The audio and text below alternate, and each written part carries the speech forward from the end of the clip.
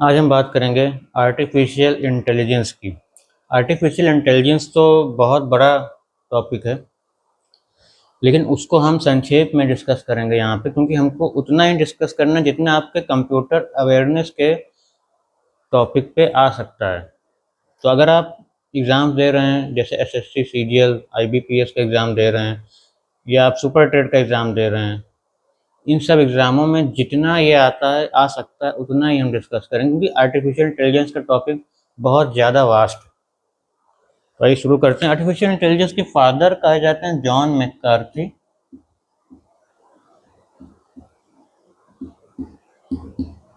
इनको कहा जाता है फादर ऑफ एआई।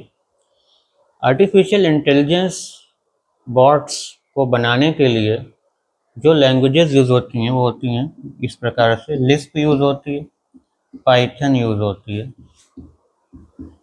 ज़्यादातर आजकल पाइथन यूज़ हो रही है, और जावा भी यूज़ होती है।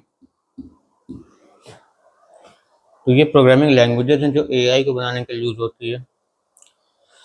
दो प्रकार की एआई होती है, एक होती है नैरो एआई।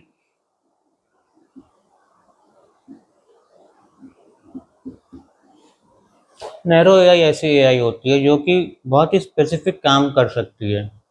जैसे आपकी सेल्फ ड्राइविंग कार होती है, वो भी एआई ही है, लेकिन वो नैरो एआई है। सेल्फ ड्राइविंग कार, तो वो एक काम कर पाएगी, स्पेशलाइज्ड। आप उससे सवाल जवाब नहीं कर सकते जैसे आप चैट जीपीटी से कर सकते हैं। इससे ऐसा नहीं कर सकते, ये बस ड्राइव करेगी, पॉइंट ए से पॉइंट बी तक आपको ले जाएगी। और जो एप्पल का सीरी होता है वो भी एक नैरो एआई है। दूसरे टाइप का जो एआई होता है वो होता है general AI.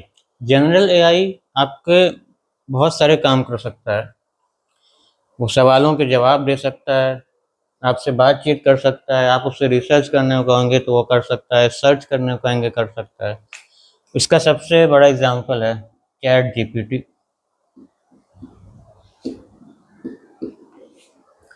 Chat GPT chat GPT हम खुद भी यूज़ करते हैं रोज़ कुछ ना कुछ काम करने के लिए, और बहुत हेल्पफुल होता है।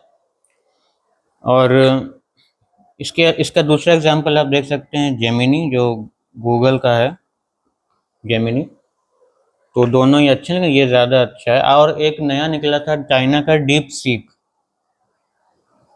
ये सब जनरल जनरल एआईज हैं। तो सबसे पॉपुलर तो आपका चैट जीपीटी है, और सबसे अच्छा भी चैट जीपीटी ही है अभी तक, जितना हमने यूज़ किया है तीनों को। तीनों में से सबसे अच्छा यही चैट जीपीटी ही रहा है।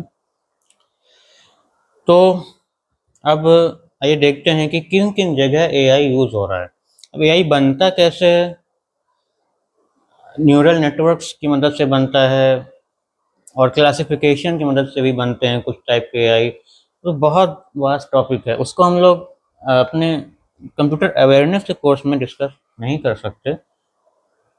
लेकिन अगर आपको एआई के बारे में और डीपली जानना है और हमसे जानना है, तो आप कमेंट सेक्शन में ज़रूर बताइएगा कि हाँ भाई, हमको एआई के बारे में और बताइए, तो हम एआई का भी एक कोर्स बना देंगे। लेकिन वो अलग होगा, उसमें फिर वो कंप्यूटर अवेयरनेस के एग्जाम में नहीं आएगा, वो बस आपकी जानकारी के लिए रहेगा।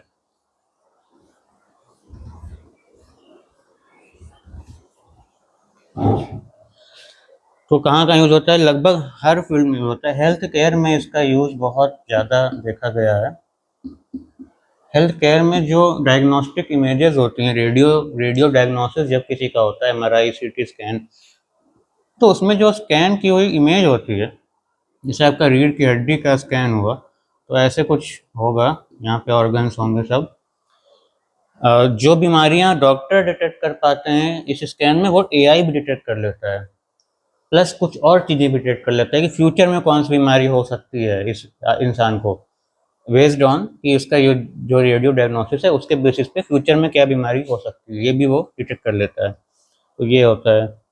और रिटेल में यूज़ होता है एआई। भाई, आपको दुकान कहाँ खोलनी चाहिए, एआई की मदद से आप उसको डिस्कस कर सकते हैं कि भाई ये मेरा बजट है, ये एरिया है, ये मेरे कस्टमर्स है, ये मेरा बीच साइड मार्केट है, किस जगह हम दुकान खोलें जहाँ ज़्यादा से ज़्यादा प्रॉफिट हो। तो इससे यूज़ हो सकता है। एंटरटेनमेंट में तो बहुत ज़्यादा यूज़ हुआ है। मतलब अब्यूज़ हुआ है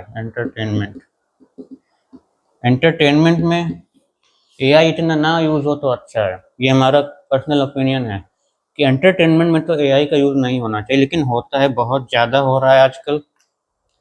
और वीडियोस लोग बनाते हैं एआई की मदद से, फोटोज़ बना रहे हैं, ड्राइंग्स बना रहे हैं, आर्ट वर्क बना रहे हैं।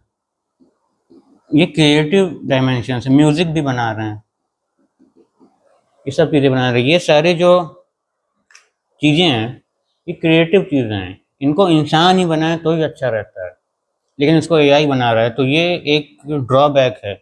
जो लोग इन फील्ड्स में काम कर रहे थे, उनका काम चला गया, क्योंकि उनका काम एआई कर लेता है, बहुत तेज़ कर लेता है और अच्छा भी कर लेता है। अच्छा अच्छा कहना सब्जेक्टिव होगा, लेकिन फिर भी एंटरटेनमेंट इंडस्ट्री में एआई है, बहुत ज़्यादा है, और ना होता तो ज़्यादा अच्छा होता, क्योंकि ये क्रिएटिव फील्ड्स हैं।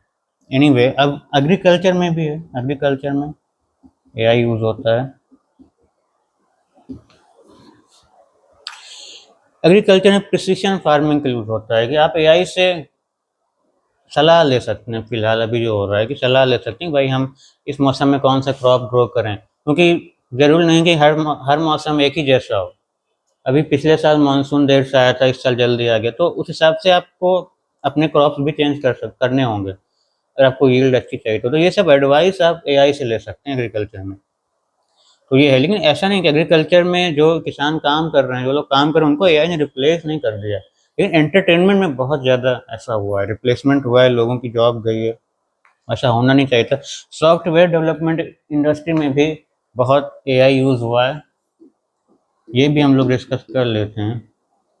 और इतना ज़्यादा यूज़ हुआ है कि इसमें भी लोगों की जॉब्स चली गई है। अभी माइक्रोसॉफ्ट ने कुछ दिन पहले शायद 9,000 लोगों को फायर किया है, इसलिए कि सॉफ्टवेयर डेवलपमेंट का काम भी एआई कर ले रहा है। ये भी एक क्रिएटिव फील्ड है, अगर आप देखें तो। जैसे राइटिंग, हाँ, राइटिंग भी एआई करने लगा है, तो जितने भी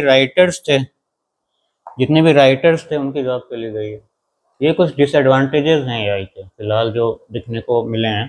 सॉफ्टवेयर डेवलपर्स की जॉब गई है, राइटर्स की, म्यूजिशियंस की, आर्टिस्ट की, तो ये सब चीज़ें, कुछ इसका डिसएडवांटेज भी है। तो ये था एआई के बारे में कुछ चीज़ें, और आप आगे हम लोग डिस्कस करेंगे कुछ क्वेश्चंस।